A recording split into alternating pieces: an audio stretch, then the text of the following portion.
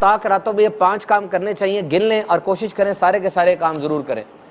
Number 1، آپ نے سب سے پہلے عشاء کی جماعت اور فجر کی جماعت با جماعت پڑھنی ہے نماز۔ کیوں؟ اس لیے کہ جو عشاء کی جماعت اور فجر کی جماعت پڑھتا ہے اس کو ساری رات کی عبادت کا ثواب ملتا ہے، نمبر 1۔ نمبر 2، کوئی بھی وظیفہ کریں، کوئی بھی وظیفہ کریں، آپ اللہ اکبر کا کریں، سبحان اللہ کا کریں، درود پاک پڑھیں، تو گنتی بنا کے پڑھیں کہ کتنا پڑھنا ہے، گنتی بنا کے۔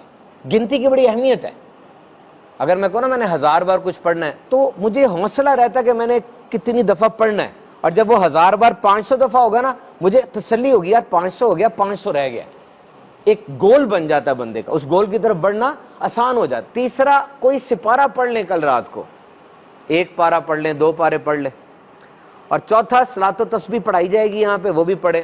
اور 5واں، سخاوت کرنی ہے کچھ نہ کچھ۔ کل فون کر دیں گھر کہ میرے نام کا اتنا صدقہ نکال دو، اتنی سخاوت کر دو۔ یہ 5 کام ہر طاق رات میں کرنے ہیں، اور سب گھر والوں کو، دوست احباب کو یہ میسج فارورڈ کر دیں گے، یہ 5 کام یار کل ضرور کر لینا۔